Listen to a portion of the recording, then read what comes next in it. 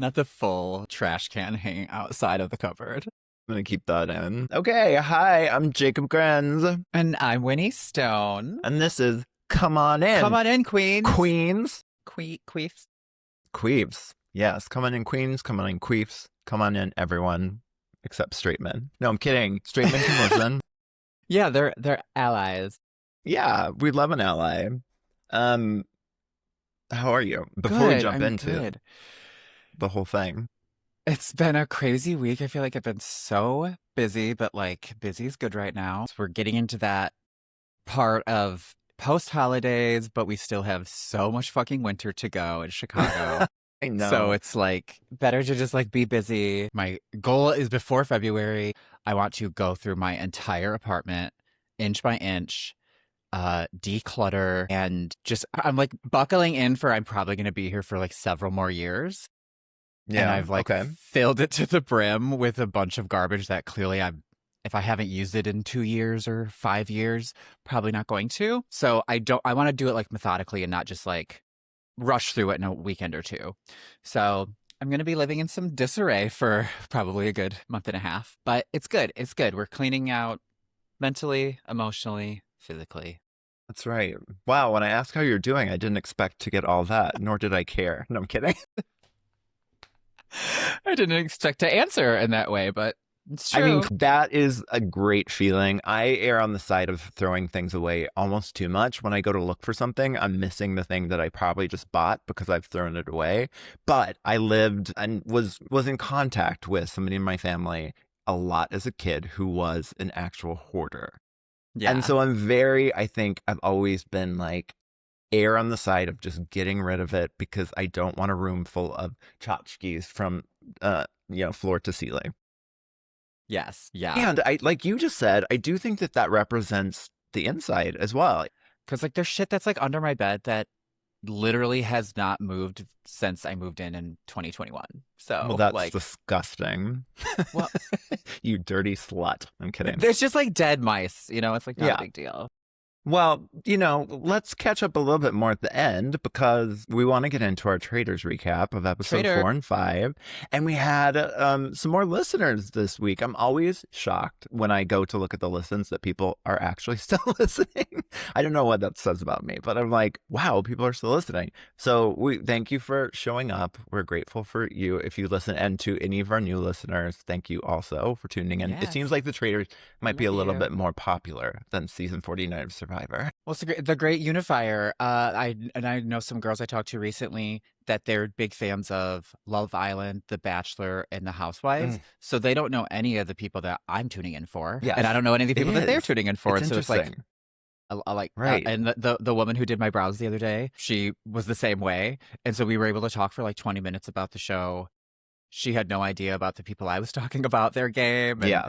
you know, yeah, It is fun it's when cool. people latch on to our Survivor faves, and they start to see why we love these people that have been cast on Survivor. I think that's amazing. All right, should we start with episode 4? Cut the head off the snake.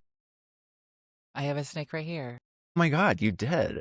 I mean, there's this man, Rob, is an enigma. He is from Alabama. I cannot stop watching him catch snakes shirtless with a snake tattoo. He is on a level of hot that's currently only Hudson Williams, Connor Story, and then him are my. You don't Are tell me you those the don't know who two? either of those people Are they are. the The heated rivalries? rivalry Okay. boys, yes. And then him, and then Rob. That's the I list. think I got my heart broken several times at a very young age by brunette men with blue eyes. Here we So go. I'm just like, I don't know. I'm just like, I see that he is attractive. Like I wouldn't kick him out of bed for crumbs, but like, I don't know. I'm just like, whatever. I get that. I understand. If you've had a bad experience with somebody that you latch onto that and you're like, nope, not for me again. I have Yeah. that with Scorpios, No more not snake brunettes with charmers. blue eyes. Or fortunately for me. Yeah. So we have the breakfast, and I love Mora, and she walks in looking hot, hot, hot. She's wearing a skin tight dress again that we were wondering how she gets in and out of. But she Baby looks so powder hot. and or lube. Lube, I bet you. She is such lady goals. Like, honestly, I love her. She's one of my favorite on the cast. And Colton walks in with a fresh coat of paint. Where is he getting a spray tan in Scotland? Where? I mean, I've got some tanner under my sink right now. Okay, so it's lotion. Yeah. I haven't used those in a long time because they stink. I know. And there is only the one chemical. There isn't like these like different sort of like, sunblocks out there that exist. There's one chemical that turns your skin Right. a It's just darker one thing. color. So there's no, if it always turns you orange, some other product is not going to like work in some magical new way. That's right. And so it all stinks. It all stinks. Even being spray tanned by a person. Have you ever had the brush? What is it called? The airbrush tanning? Yeah. I had that once. It was very invasive. I Because you have to be I was naked. You don't in have to Jersey be. Shore the musical for 2 years, and that was like a part of the contract. Was like every other week we had to go get spray tanned. Really? Okay. Yeah, I went nuts. Interesting. I wonder if that's part of Colton's contract. Colton, I feel like I have some very controversial opinions No, I have some in very these controversial episodes. opinions to share about him too. Should we start with that or should we wait? I mean, let's go for it. I feel like I have several Let's go. many It's giving controversials. internalized homophobia to me, the whole thing. Do tell, do tell.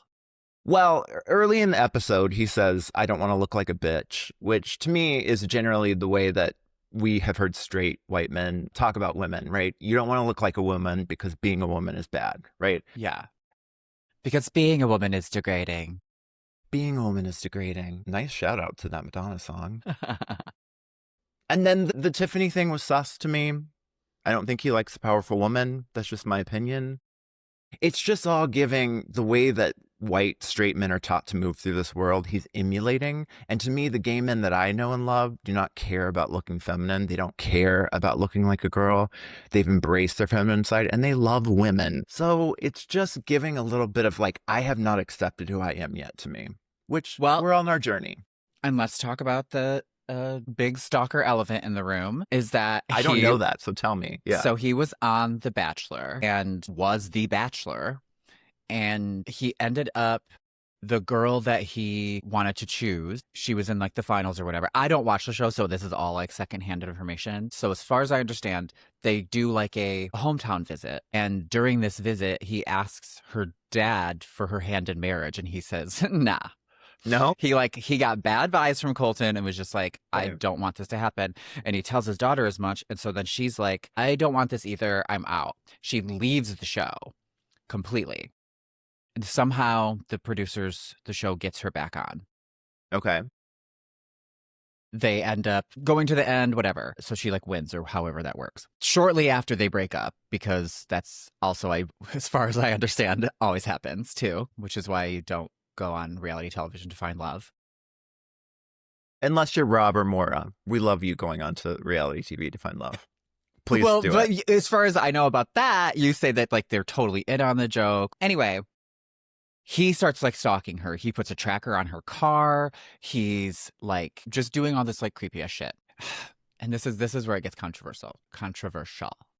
Because yes, of course, feeling like you like have to be in the closet, being trapped in the closet is a very real situation, and people go through it all the time, and it's heart-wrenching and awful, and we know those situations.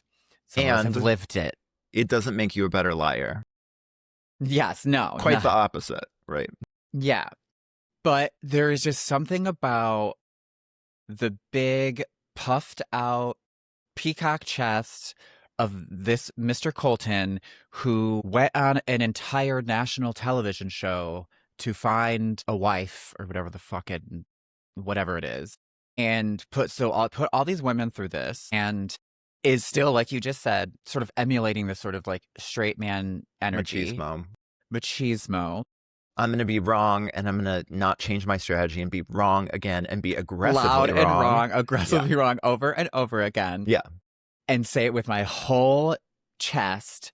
But like, with a spray tan. I wear a cute cardigan and I have a spray tan. And you guys remember, I'm gay. And I saw some TikToks that a friend sent me of this girl being like, it doesn't surprise me that after all of this scandal of like, it's all been swept under the rug that he like was stalking this woman, because he was like, oh, by the way, I'm gay over here. And she's like, and now he's getting all these opportunities. He's on the hottest show on television. Still gay. Still gay. And she's like, where's my girl that actually got stalked and everything? She's not getting these opportunities, but he sure is. America's like falling in love with him and everything, but he's I like don't think kind of a they garbage are. person. Maybe. And I don't know, I tend to agree. Like, I'm not, the fact that he's gay has nothing to do with it. Obviously, we're queer. Like, this No. is like, Yeah. we embrace all of that. It does seem like a ploy. It seems like part of his whole scheme of like getting famous, making money off of a following, whatever he's trying to do here, it seems disingenuous and it seems gross. Yeah, I mean, I tend to agree. I don't want to conflate the two things because what Yes. Michael said was wrong, and we know that as queer people, as you said, this is not something that we wanted to do. We were forced to do, and when we actually come out, it's quite a relief not to hold a secret anymore. So that if he was insinuating that, and it seems like a lot of people, a lot of queer people and allies at the table thought that he was insinuating that, that's wrong, and that should never be said to anybody. Yes. But I agree with you on a lot of levels. I don't think this is a self-aware person who's trying to make himself better in the world. And that's why I feel like I'm not really in his corner. And I'm actually really excited that Kristen might get him out next week and rally for that because that's what they were setting up. So, Anyway, yeah. that was our Yeah. Colton corner. Uh-huh. There'll I be didn't know more. the information about the stalking. I honestly didn't. So listen, everybody gets a chance to have a second chance. And I certainly don't want to be measured by my past because I've done some really shitty things in my past. But I have made a lot of effort to not be that person anymore and to love women and to not care if I look like a girl because that's great. Please tell me I have a gay voice and a gay walk. Made even gayer because of your flipper right now. I know. I only have to have this until February 3rd. So the lisping will be done at least from the retainer. I'll continue to lisp as a gay man and If civil there's S anything wrong person. with a lisp and a syllable Nothing S, wrong. listen, All right, we went off on a tangent. Okay, so that's we never okay. do I that. wanted to address it right away because I think that it was important for me to set that tone when we talk about Colton throughout the episode. But anyway, let's talk about the salmon. What is in the salmon that everybody is craving it? Like, it's kind of like Phaedra and the boiled eggs. There's something with the salmon that, like, every single person coming into breakfast is looking for that salmon. I've never had smoked salmon that was that good.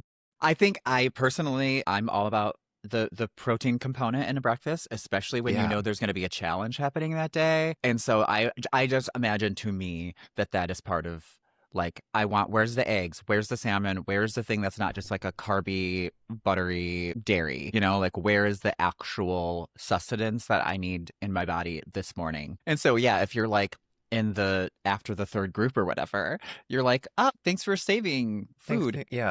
Thanks for saving the salmon. As we know, everything on reality TV takes much longer than it seems. So it's probably hours sometimes, like between the first group and the last group. So like these people have been sitting here eating, drinking forever. And so like another group will come in and they're like, okay, all the food's gone. All the orange juice is gone or whatever. Yeah. And speaking of, you were talking about earlier about being wrong with your whole chest. Ron is being wrong with his whole chest every time as well, because thinking that you can identify the traitor by the sound of their footsteps is actually deranged. Yeah, and yes, Maura is probably the lightest, but there's plenty of light-footed people there. But also, what did we say about Jeremy just a few short weeks ago? Yes, petite people usually walk louder than the other people. Yeah, it's a thing. So because I live with a man who stomps through my home like an elephant, I have Googled and researched this. It is actually a thing that smaller people want to take up more space. Like, I don't want to make a generalization, but our short kings and queens sometimes take up more space. Well, it's just to say, even if she walks extremely light, it's still like you're making an assumption and a strong assumption, and you're sticking with it. Honestly, I think the fact that Ron sort of got dogpiled on a little bit early on, he's just like, fuck it. It is what it is. I'm just going to go for it. Whatever I think is that's what's going to be. That's true. And we watched him over these 2 episodes just like kind of lose it too. He's just like, I don't give a shit. It's you.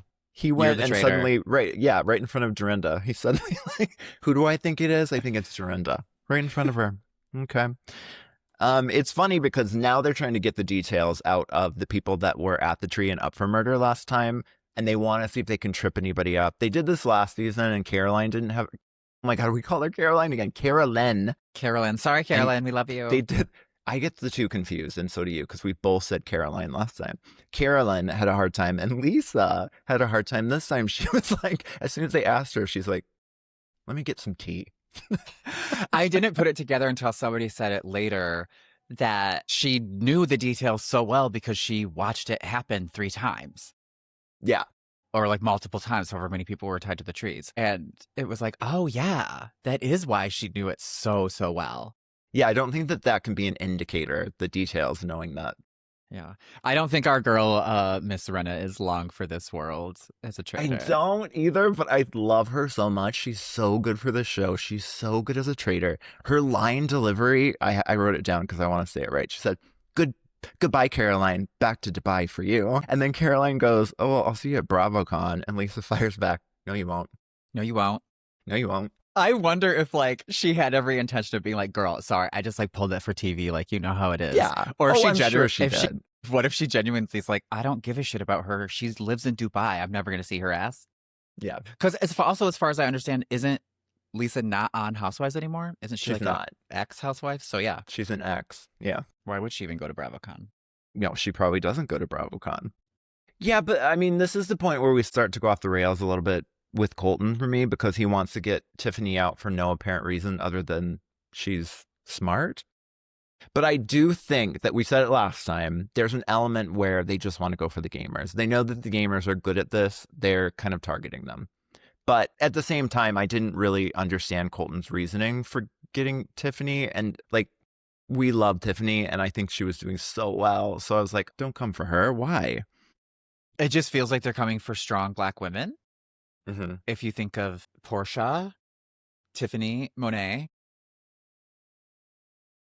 Well, and that happened season 49 Survivor. I do think that reality competition sometimes emulates what's happening in the world right now and in society. So I don't think it's a coincidence, for honestly. A good stretch there, it did feel like times were changing. We had diversity initiatives and things felt like they were like going wow. And now because of the conservative way this country is swinging, it's like people aren't even talking about it. They're not even thinking about it. They're not, no one's considering like, well, is this implicit bias? And so it feels like for a bit there, that was in the back of people's minds of like, let's ask ourselves these questions in these shows.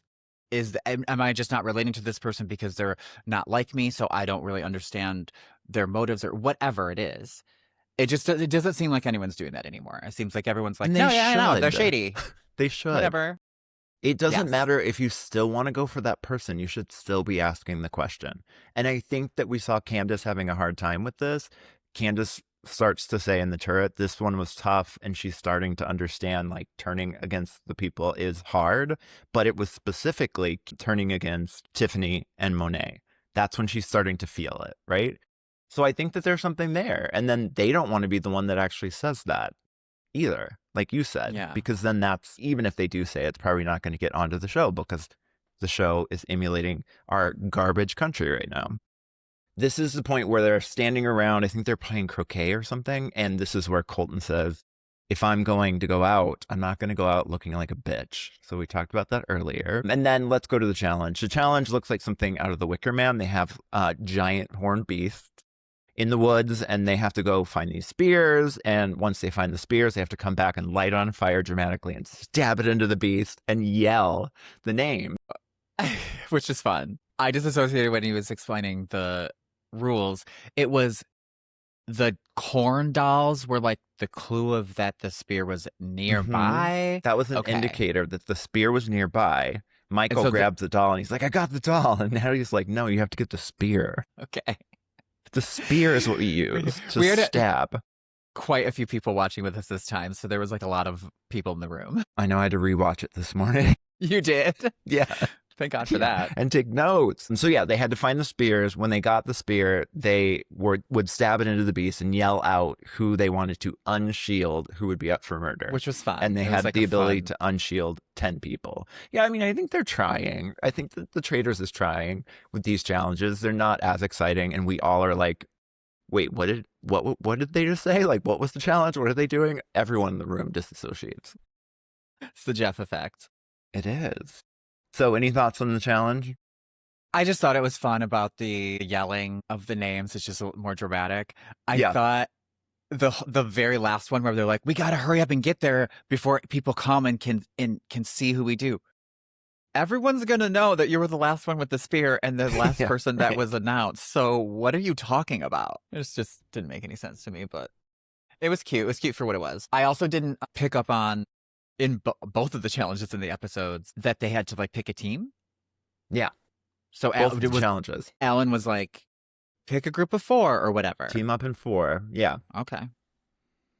There is a funny moment. This is where, I mean, Tiffany makes really great television. Tiffany, if you're listening, we love you. This is our Tiffany appreciation. If you want to Yes. come in here, she's probably on NDA and talk shit about Colton. We're all Yeah. about it. But I know what you're going to say, though, Because- because I loved this moment. Yes, Monet takes the spear and stabs it into Tiffany's statue and unshields Tiffany. And Tiffany says, I know the fuck they didn't. I know the fuck they didn't. I know the fuck they didn't. And she hears Monet scream her name. That's the kind of stuff that I feel like if I were there in the game, those sort of knee-jerk comments would make me think she's not a traitor. Because she genuinely was like, the fuck she didn't. And like a traitor would like, I don't have thought about that maybe before saying that, but she was just like, what the fuck? Where did this come from? Especially like, I thought we were like buddies or whatever. Yeah.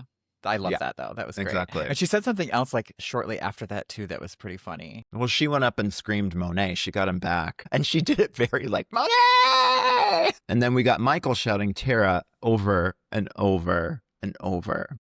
At this point, though, I was still entertained by Michael. I have to say, I think that he's a good reality I was TV show entertained villain. by him to the end because he was so fun to hate. Yeah, the way he's shoveling food in really got us. The way he was walking, his mannerisms, everything about him. Yeah, he's a ridiculous person and as far as I understand, a terrible person. But yeah, it's bringing back terrible people to reality TV. As long as we're all in on it and like we all know that they suck. Like that, I feel like only the people in the know understand that Colton is kind of a piece of shit and that the general public is like rooting for him. I feel like people are like, do you think? I feel I like don't know. he's being painted as, yes, he's like going hard, but like, I don't think it's being painted in a negative light or anything. Oh, he's being given the Dylan Efron Pilot Pete edit. No, Pilot Pete or Dylan Efron, sorry. He's being given this redemptive like edit, I think. And I don't know, let's put it out. Let's clip it out and see what people think to what we said. We may get some people think otherwise about Colton. Yeah. Okay, but the end of the challenge, we end up with Ron, Tiffany, Monet, Michael, Tara, Steven, Lisa, Maura, Johnny, and Jam Jam up for murder. And we get tears from Jam Jam for being up for murder. Yeah. Do you have a reaction to people crying on television?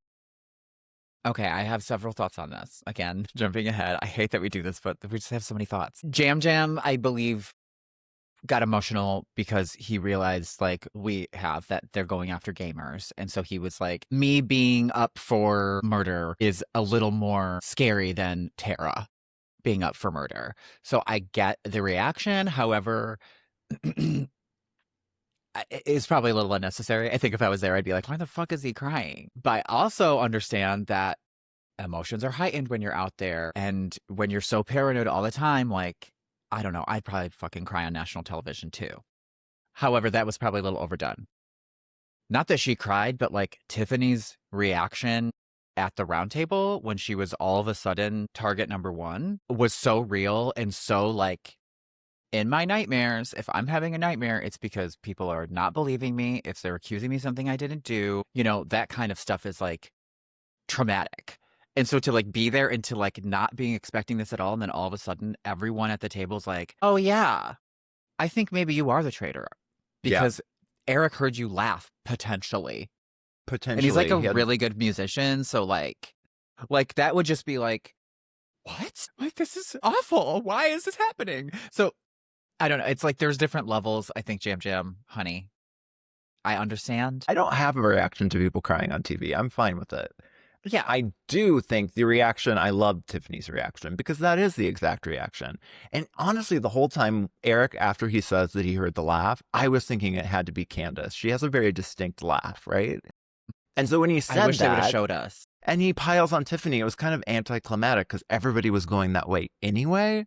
But he really did. That was the evidence that everybody Yeah. hung on to. And he's like, I'm a singer songwriter. I know pitch. And then Tiffany goes, well, you better get another profession because you're not right. This is not right. I do want to call out people though that do have a big problem with people crying on TV is that I think it says more about you than it says about them It always because does. Yeah. it's your own self-consciousness of not wanting to like come off as weak or whatever. And so when you see other people like showing emotion, it's like you're like disgusted by it.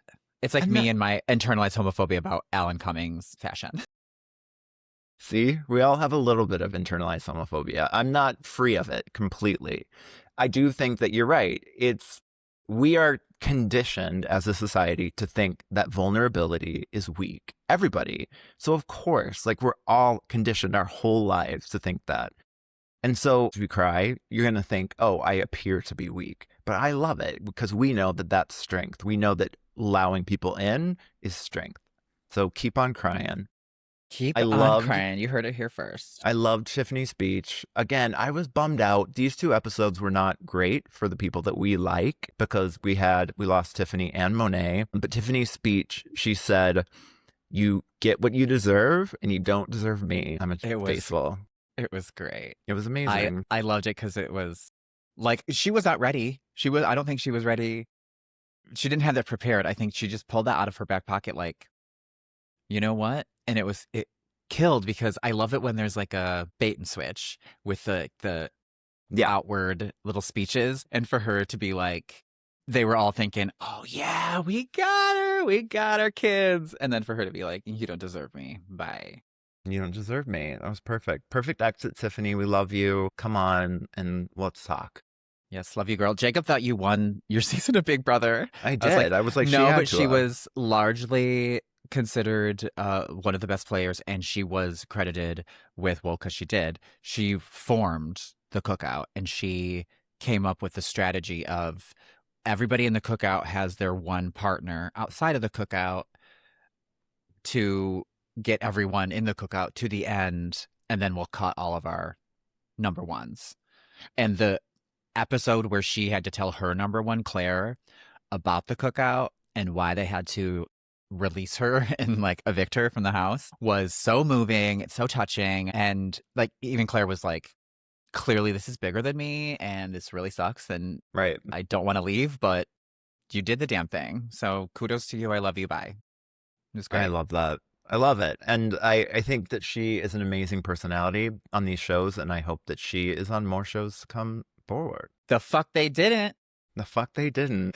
At the end of the episode, we have Colton again showing his true colors because he says, if you don't shoot and hit the first time, shoot and hit again, or something like that. I don't know. It's just like this aggressive thing where like I'm playing aggressively and I'm not going to take any moment of self-awareness and think, oh, should I take a different tactic? I'm going to continue to just brute force my way through this game. Yeah, very bullheaded,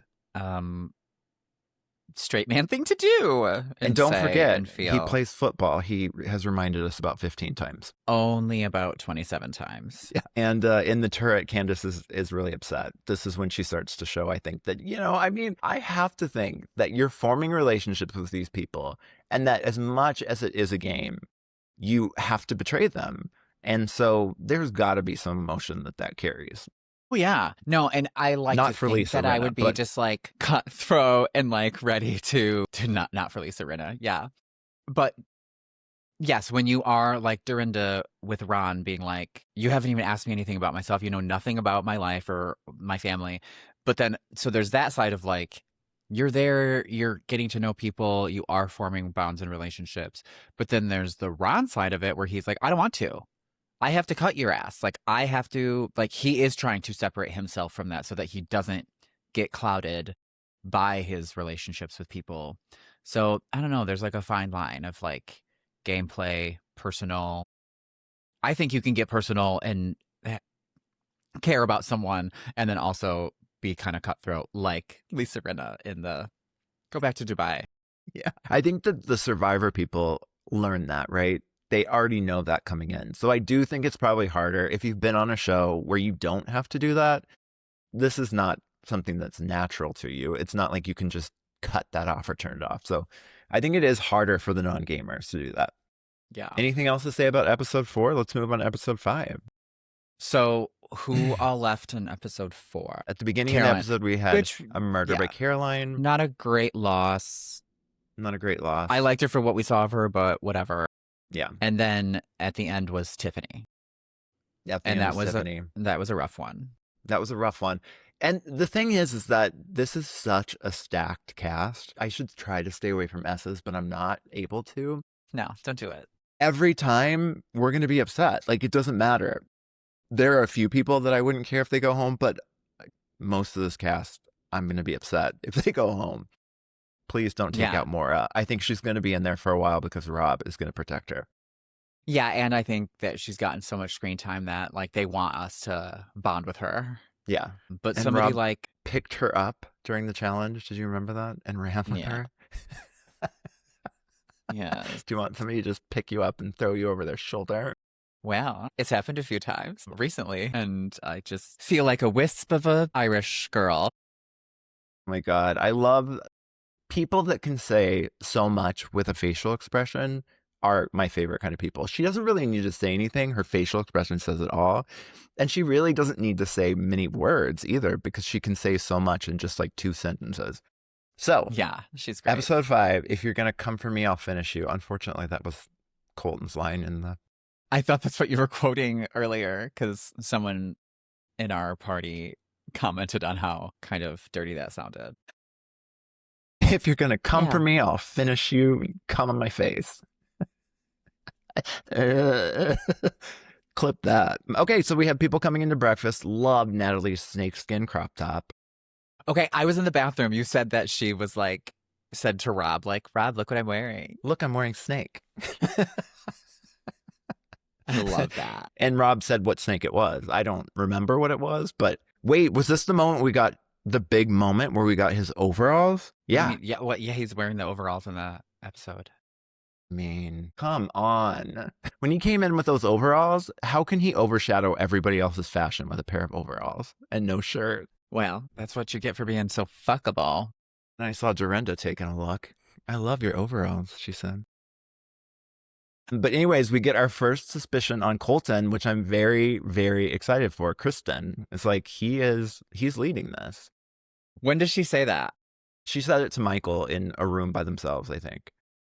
Okay, she's so starting to recognize the behavior. Like she said he's like, she works in kitchens, right? And she's met his type. And what I think his type is like not a team player. She's like, he will bring all these, he'll listen to what all the names are that everybody's thinking, and then he'll find a way to reverse engineer himself into what he's thinking instead of what anybody else is thinking, which is a type of man that I think would rather be right than accurate. Yeah. Love her take. Very wrong. However, she's not wrong in her assessment. Not wrong about him. He's not a traitor. Yeah. Except, right. We glossed over the fact that our girl was murdered in the night. Wait, what girl? Monet. Sorry. Again, the unceremoniousness of the murders in the Traitors is just heartbreaking for me. I hate it so much. There's just nothing fun and exciting about watching someone walk into a room in the morning and see an envelope on the chair. Like, I don't know. It's just like so anticlimactic. It's just not fun to watch. I don't know what the solution is, but I just wish they would do something else. Do you want them to play out a fake murder? Like a Dragula? Like some B footage? Yes, Dragula does that. Some B footage and like funny. play out a fake murder. I think it would be great. We get some great B footage of them like in their rooms in the castle. Some great bad acting already. Just continue the bad acting. Johnny with his framed picture of Tara Lipinski on his bedside table, That was hilarious. which was Yeah. magical. Yeah, I don't know what the solution is, but like to see it happen to Rob and Monet, like two of our faves, was just so Yeah. I know. like This at was a least with the rough couple banishment, episodes. it's like, yeah, we get to see him like do a little maybe fake out about being a traitor, faithful. This is just like they didn't walk in the room. We see the clip of them finding the letter, reading the same fucking letter that everyone gets. And you also, in knowing that they were murdered, know clearly, well, they weren't a faith or they weren't a traitor. But like, I don't know. It's just not fun. I know. I agree with you. I don't know the solution either, but I do agree with you. And especially because these were like one after another, some of our favorites are going out, which is never fun. And Candace is actually having a hard time with it too. She says, betraying Monet, to quote Dorinda Medley, how am I doing today? Not well, bitch. She's feeling Not well, bad. She's bitch. feeling like she had to get Tiffany and Monet out, probably friends of hers. I saw Monet tweet, don't ever trust the bitch, especially if she's a housewife. Funny thing that Monet said, or excuse me, funny thing that Lisa said to make it a little bit lighter is somebody says, oh, darn, Monet was the best dressed. She left. And Lisa goes, one of the best dressed. I thought that was And funny. you know what? I will say, Lisa's looks she's been on point. Like, The you kind red of leather, I you love. expect the housewives to be somewhat tacky because generally they are quite tacky. Candace's looks have pretty much been like maybe 1% of them has been like something I like. But Lisa's like been on top of it. She's killing it. Yeah, she's Yeah. a fashion icon. She always has Fashion been. icon. Let's talk about some of the conversations before the challenge. We have Ron being very confidently wrong Again. and pivoting to Dorinda and Michael and saying it right in front of Dorinda. And then we have Kristen talking to who's she? I don't remember who Kristen was talking to, but she's starting to get on to Colton, as well as Maura is saying like he swayed all of us last night. Like, how did he do that? So there's some heat, even if it's not meant to be. It's just the way that he's playing. It's going to bring some heat, and he doesn't care. Tell me what you think about Ron saying to Dorinda's face. I think he just doesn't care. At this point, he's like, listen, they're not going to let go. And that's the one complaint I have about the Traitors. Once you have suspicion on you, there's no way to get it off. And so people just keep putting you up because it's easier. I feel like there needs to be some sort of tweaking with the game to have some sort of consequence, or like you can't banish people multiple times. Like once you try to banish them and you're unsuccessful. Maybe you can't for the next couple of times or something.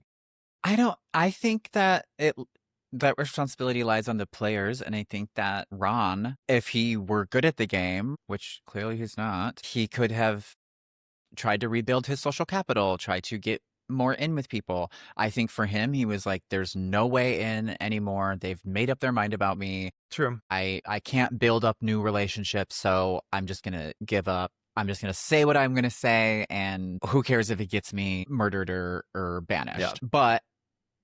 And I think we've seen it on past seasons where a lot of suspicion was on someone and then they were able to like walk it back by just like rebuilding relationships with people and like getting back on like off of their radar. Yeah, I guess Maura did, right? Because Maura had some suspicions brought up about her, and somehow nobody believed that Maura was a traitor, and she was never brought up, at least the next episode. So I guess that can happen. I just feel like at this point, you've got to be a little bit demoralized. Like, what can I do? But Dorinda has said, like, can ask about my family, like, or like get close to me, like pretend like you care or something. And he's like, I don't want to, because then that makes you a person, and then I can't like come after you. Should we get to the challenge? Sure. What was it? In the coochie? The In the yeast infected coochie? coochie? The challenge is basically that involves like a big fountain, and there's murky water, and they have to find coins, and some of them are decoy coins, but some of them say where a statue is. They have to go there, find the statue, bring it back. But the twist is there are shields at the statues, and you can take the shield. If one person takes the shield, or the murder is happening. If nobody takes the shield, the murder's not happening. So that's what they leave us on, and that's what they're starting to build. What do you think of the shield twist? I liked it. I liked that. I actually didn't catch. Was there only one shield in the first few? There was one shield in the first few, and then they put 4 at the end. So that made it more high stakes, because I was like, why would anybody do that? The murder's not going to happen if nobody takes the shield.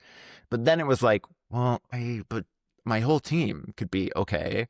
And what if another team made that decision? So it became a little bit more Yeah. high And we don't know. stakes. We won't know until next week. We won't know. I think that I wonder if perhaps someone was able to take one without the other people noticing. Because I feel That like could that could happen. happen. Like, oh, everyone go pick up a side of the statue, and then you just kind of like dip down and put one in your pocket or something. Like that could Yeah. be cool. And the other But thing they, that they were trying to hint at was potentially either Colton or Natalie were going to take the shield because they kept on saying the whole time, like, I need to be safe. I need to be safe. Like I said, if I would come here, I needed to get the shield. So they were kind of, and then Colton was with Lisa and Candace, and they're both trying to convince him. So I don't know. It was kind of setting it up. Maybe Colton or Natalie took the shield or their teams took the shield. I think, well, I don't think Colton because I think that Lisa and Candace would have just straight up said, well, we can murder someone because we know that Colton took it. So either he could have secretly taken it, like I just said. Mm-hmm. But what I think is that nobody took it because it feels like they left us on this cliffhanger of like, are they going to murder Colton?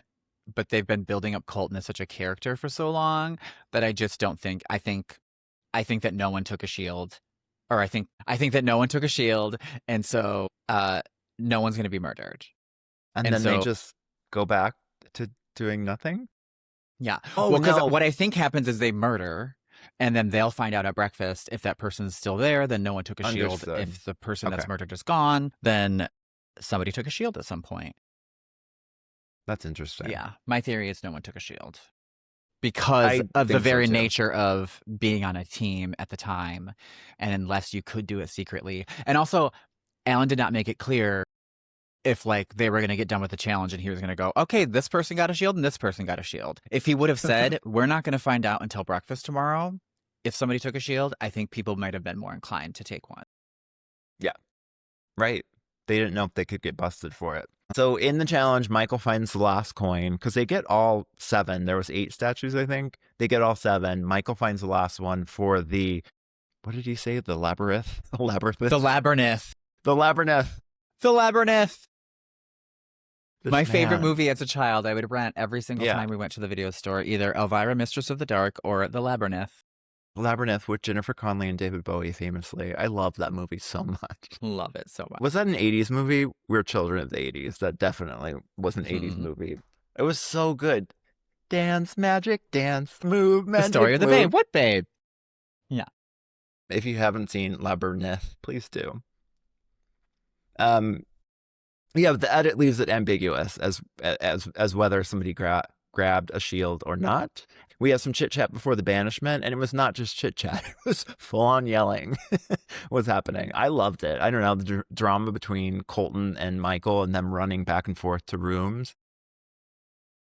Yes. Oh, yeah. He like. Well, so they think Colton says. So does Alan change his clothes before he goes into the Yes. turret? And I don't know. They didn't really even give him like a second to. Like his reaction, I felt was like pretty normal. Yeah, but I thought so even too. Natalie was like, "You're blushing" or whatever. You're blushing. Yeah, he Like- started to say an answer and then he didn't. I think Yeah, at this I was point they're like- just annoyed with him. I would be too. They're just like, we can't do this anymore with you. We can't go round and round with you shouting. I do wonder how I would react in that situation because I have a lot less tolerance for people when I am forced to be around them. Yeah. I would like to think that I would be able to sit back and go, this is too good. You know? But I think in the moment, in being there, I'd be like, oh my God, get him the fuck out of here. Yeah. I don't do well with male rage, so I would probably be in that same boat. I don't. Yeah. The theme of this season of Traitors is loud and wrong. Loud and wrong. But I feel Everyone like is just that's what you're gonna going get. hard. I feel like I do this in real life too. Making bold, complete statements when you are not fully sure is always a bad idea. Because even if you're proven right, which is probably fairly rare, it still feels no one likes to be told like, I know this and you don't, but I'm telling you this is the absolute truth of something that I don't actually know the truth about, but I'm convinced. Yeah. Nobody likes to hear that. It kind of colors people's like opinions of you. No, And it's then to say it off-putting. and then be wrong just makes you look like a fucking idiot. So to like put your sort of a profession against it, like Eric with the music, Kristen with the being a chef, it's just like to say like, I don't know, I think my experience in the kitchen, or I like to think I have a good ear, and so I think like there are just ways to go about it instead of being like, no, I know. Yeah. I'm absolutely fucking positive. So nope, And I don't want to hear it. Nope, nope, nope. I know. Tara What? Lipinski is saying that what you just said is being very like, listen, I have no idea at this point. I've been wrong 4 times. And so I don't know. I'm an Olympian and I don't understand how to catch a traitor. So I love that. I mean, it's like, again, you don't want to be loud and wrong. I don't think it's not a good look. Yeah. But this is our favorite. Well, I mean, we already talked about the thing that we didn't like, but what I did like was commiserating, colluding, traitor. Like he couldn't bring enough C's and he was using commiserating incorrectly. And I knew he was using it. Everybody in the room that we were watching knew, but it was so funny to hear Rob actually say, because I was thinking in my mind, what the fuck is commiserating? I know he's not using it right, but I can't think of the definition right now. I'm going to call you out right now because somebody Do it, drag said me. something about him being like smart, like surprised that he was the one to call that out and like know the Yes. definition of it. Yeah. And you were like, Winnie thinks that anyone who's pretty is stupid. And I was like, Yeah. what? And you were like, yeah. And you said it with your whole chest. You're being very loud and wrong. And I said, on our podcast together, I described him, specifically him, as one of those types that come off as like a dumb himbo dude bro who's actually like really smart and like good at the game. So for you to pull that out and like the room full of everyone, I was like, you fucking bitch. Have you not said that a few times though about guys who are pretty? That they're just dumb. Well, when they are dumb, they're dumb. Got it. I don't think everyone who's pretty is dumb because, I mean, hot kettle. Look, I know. How can we say that about Look ourselves? at the material. Look at the material. You commiserating, colluding, cantankerous. I'd never heard someone use that word so incorrectly, though. Like, you always hear people using mortifying. They say mortifying as if it's like terrifying. And to be mortified is to be incredibly embarrassed. Yeah. But to the wholeness in which he was the commiserating. What did he even mean by that? Like, what did he think? What word did he think he was saying? That's what I want to know too. Conniving, I would imagine. Conniving, but just thinking even it was when like another way. Even when Rob called him out, he was like, "No, it's not." So he's loud and wrong. Coming from like, the guy that's who the said theme. labyrinth. So labyrinth, yeah. But anyway, so we get the back and forth. I have to say, I love our community because in that moment we were like, all the queers at the table are gonna vote him out now. And Natalie, our queen ally, was like, do you know, because Drop Your Buff posted, she said the exact same thing about John Rocker. Get together and vote him out. She said that about Michael last night. Get together and vote him out. Nice. Anyway, she is great at coming for a problematic person. Yeah, she's an ally for sure. I loved Johnny just being like, I don't care. I don't care. Get out of my castle. I don't care if you're a fucking traitor or not. You're a piece of shit. That's the way that I would be at that point. Like, I don't want to work with annoying people and you're in close quarters. Like, I don't want to deal with it. I would be the same way.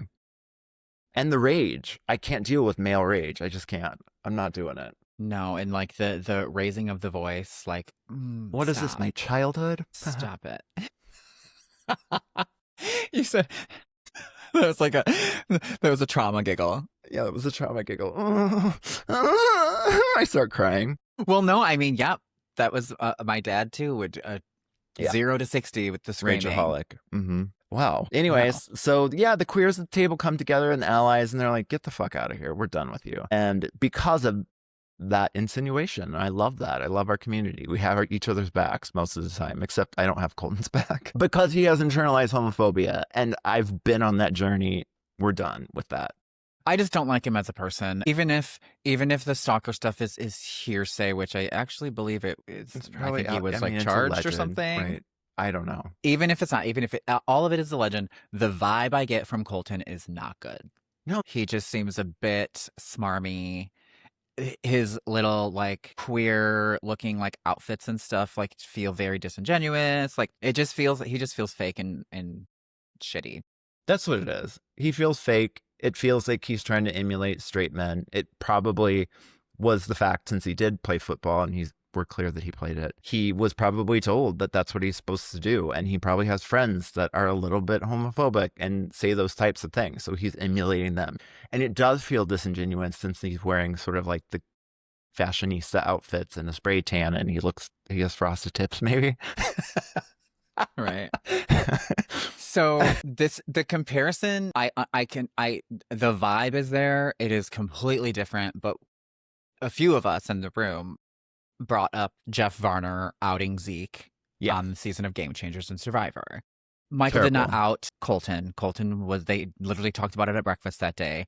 He was just insinuating perhaps. I don't think Michael knew what he was saying, but for what it was taken as at the table was that Michael was saying, we know that you can lie because you lied for 30 years about being gay. Yeah, which is a shitty, terrible thing to say to someone. But we know from having to live through watching that happen on Survivor with Michael Varner outing Zeke, just how bad it can be. Like how I actually watched it this morning in bed. Not a great way to start the day. What are you, torturing yourself? I know. But oh my God. I mean, I don't even know what I'm trying to say here, but it was just awful. The look on Zeke's face, the realization of people around, even Sarah Lucina, who we know is like a Trumper and like, she probably has her own thoughts and feelings about trans people, was like, that was fucking despicable. And for him to be part of the LGBT community, to be a gay man, makes it worse. So, I mean, I don't know. I guess what I'm trying to say is to have seen it be on the farthest worst end of it, this definitely felt like, I don't know. What happens is, I think, again, reality shows mirror society, and sometimes the oppressed become oppressors. It just happens. And that's what I think a lot of times happens with gay men. Unfortunately, I think a lot of gay men are misogynistic. A lot of gay men themselves are homophobic, transphobic, but not all of us. So LGB without the T. Jesus Christ, get a life. I just love the idea of like, well, if we just like throw some of us under the bus, then they won't come after us. As if it's not like proven throughout history that once they get the lowest common, like the weakest among us, that they'll just go to the next weakest and the next weakest until we're all just like white and straight. And white people are seeing that right now in our country, that they don't care. If you betray your whiteness, they'll come for you too. Anyway. Oh my on God. That heaviness, we live traitors every day as Americans. Listen, we live it. Traitors. That's what is kind of disheartening sometimes about the Traitors too, is it's like, it feels icky sometimes when people gang up on certain people that probably get ganged up on in real life, and it's just not fun sometimes. But I'm still loving the show despite our sad home people, the people who left. But you know what I do appreciate is that this show had the potential to become stale very quickly.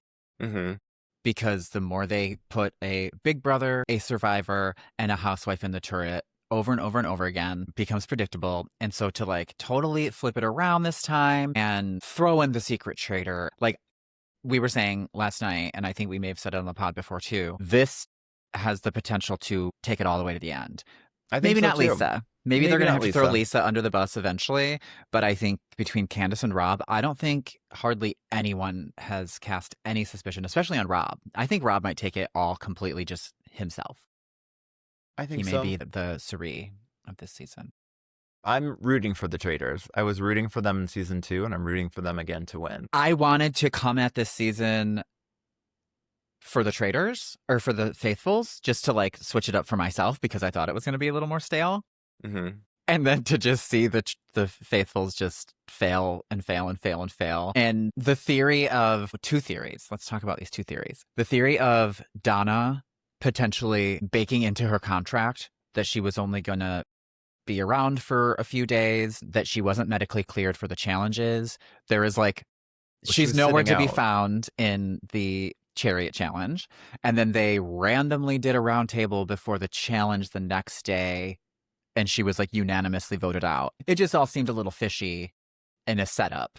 Is this tinfoil hat or is this actual I mean, you can look at the footage of the Okay. chariot challenge that she's nowhere to be found. Also, I guess it was not in the schedule to put the fourth and fifth episode out in the second week, but Yeah, why does because that happen? the vibe of the public against Michael Rappaport was so intense that Peacock was like, let's just get him out. And so let's air that fifth episode as soon as we can so that we can Smart. just like move on from that, which sure. I mean, I don't really have That an makes opinion on it sense either because I was way. like, how do these episodes fit together? That would be the only way that makes sense is to Yeah. let's get through getting him out in episode 5 and then we can move on to one episode a week. Yeah. It's just the only thing that's like is like kind of wild to me is that we're now like almost halfway through the season and it's just week 2.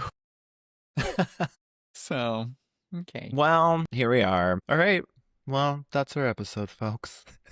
That's our episode, folks. And next week we'll be back to one episode. And I think that's good because it's hard to recap 2 episodes. It really is. Like there's a lot that happened that we missed. And I feel like we'll have a little bit more time to break down our faves. Which Yeah. do you have a top 3 right now? Top 3? Who are your top 3? Look at that. Mine are Maura, Rob, and Natalie. Why do you have to look? You can't just recall the 3 people that you like the most? Yes, Natalie, Maura. I'm gonna say Rob as a favorite to win, but he's not my favorite. I think love him. personally, it's gonna be Natalie, Maura, and Johnny's kind of growing on me. I'm not gonna lie.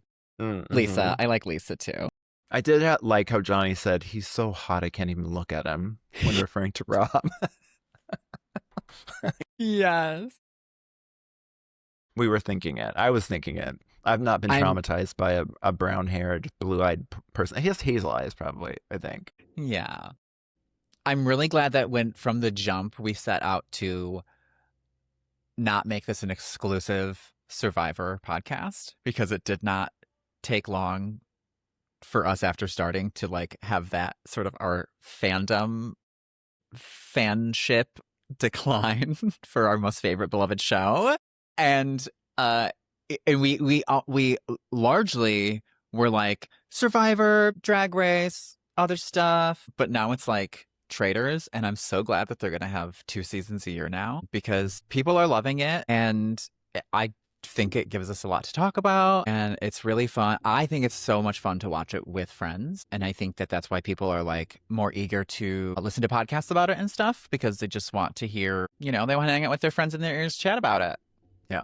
It's a Like water I used to feel cooler about appointment Survivor. television show, which is it's much more large of an audience. But we are going to recap 50. It intersects Of course.